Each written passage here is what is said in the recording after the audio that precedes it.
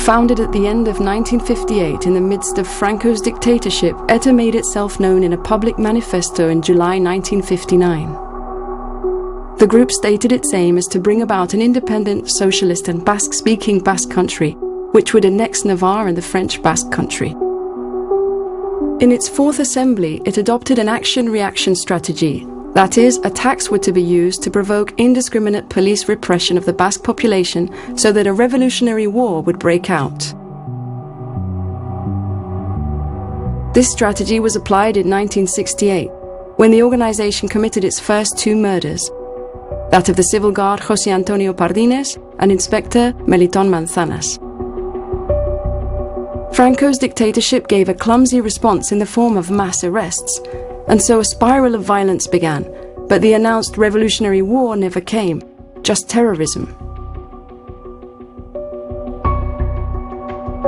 Between 1970 and 1975, ETA carried out 145 attacks, including the assassination of the president of the government, Luis Carrero Blanco, in 1973, and the bomb that killed 13 people and wounded another 70 in the Rolando cafeteria in Madrid in 1974.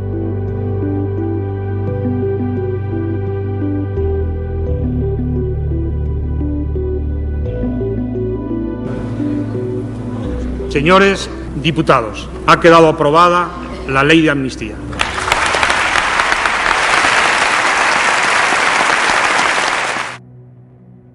After the first democratic elections in 1977, and despite the amnesty law that freed all ETA prisoners from jail, the different groups into which ETA had split decided to continue killing. Ha sido asesinado el presidente de la Diputación Vizcaína, don Augusto Zeta Barrenechea. También cayeron fulminados por las metralletas dos hombres de su escolta.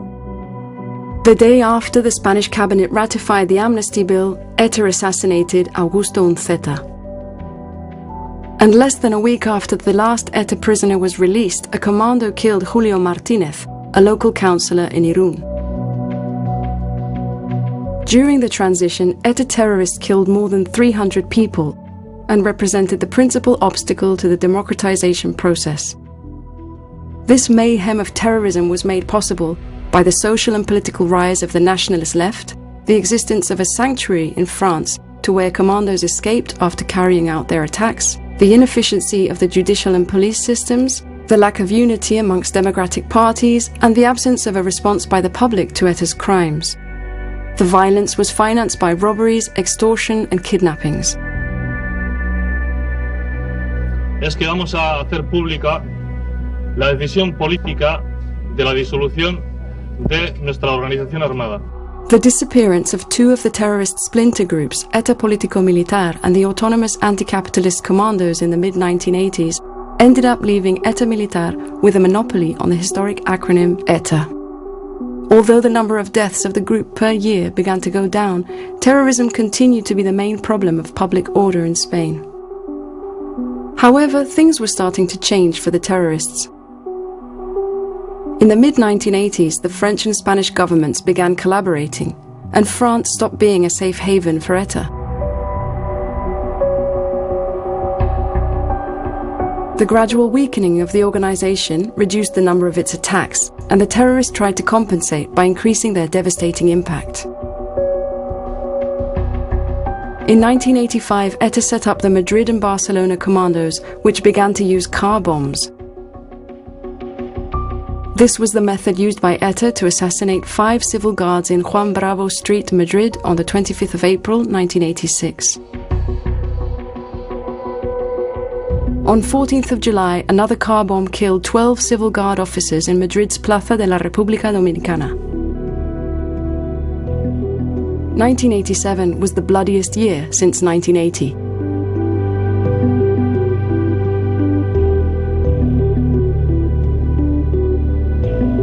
ETA killed 52 people, 21 of them in the Hipercor shopping center in Barcelona in June, and another 11, 5 of them girls, in the Zaragoza barracks in December.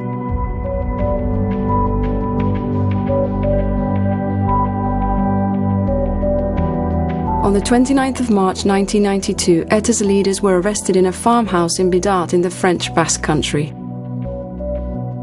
Although leaders were replaced, the security forces later also arrested the replacements. Hay tres posibilidades en esta vida: vivir como un cobarde, si tienes dinero largarte, o quedarte con todas las consecuencias, y yo opto por la tercera. ¿Qué tal? Buenas noches. ETA ha vuelto a matar a sangre fría por la espalda. Esta vez su víctima ha sido un político. Gregorio Ordóñez tenía 37 años y era desde el jueves candidato del Partido Popular para alcalde de San Sebastián. Fue esta tarde a las 3:30 en un bar muy conocido del casco viejo de esta ciudad. Un tiro en la nuca. Han dicho los que le conocían que Gregorio era un hombre valiente en la lucha contra ETA. Y ETA no se lo perdonaba y le amenazó varias veces. Algunas quedaron grabadas en su contestador automático. A ver, Gregorio, estamos hasta los cojones de ti, ¿eh? Una degradación más tuya, ¿eh? Y tu familia corre un riesgo de morir. Cualquiera de ellos, estamos hasta los cojones ya de ti. Fuera de Euskadi, cabrón. Between 1995 and 2010, a period during which ETA killed a total of 98 people, they followed a new strategy involving the collectivization or socialization of suffering. ETA terrorized non-nationalist Basques by persecuting leaders and militants of the Partido Popular, the PSOE, and the Unión del Pueblo Navarro, as well as intellectuals, teachers, journalists, and other professionals. ETA murdered about 30 people of this kind during this period.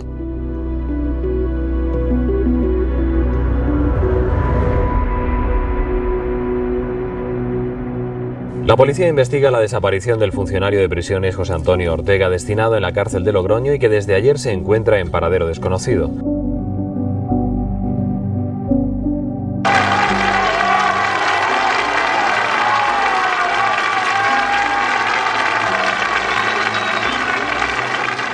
On the 17th of January 1996, ETA kidnapped José Antonio Ortega Lara.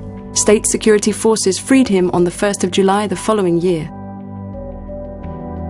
That perceived failure led ETA to seize Miguel Ángel Blanco, a young councillor of the Partido Popular from the town of Ermua in Biscay. In an ultimatum, the government was given 48 hours to change its prison policy and transfer to the Basque Country all prisoners convicted of terrorist crimes, a condition impossible to meet. Despite mass demonstrations and public outcry, ETA murdered Miguel Ángel Blanco.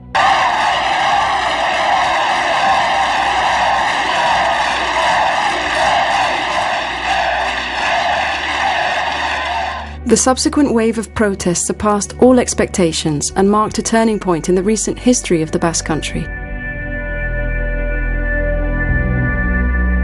Increasingly cornered and depleted in number, ETA had lost its international support, its sanctuary, its commandos, its leaders, and its former stamina. What is more, police and judicial action prompted a deep crisis in the relationship between ETA and its political wing. On October 20th, 2011, ETA announced the definitive cessation of its armed activity. The final act of a tragedy that has left more than 850 dead, almost 2,600 injured, more than 80 kidnapped, thousands threatened, and an unknown number of economic victims and people forced into exile.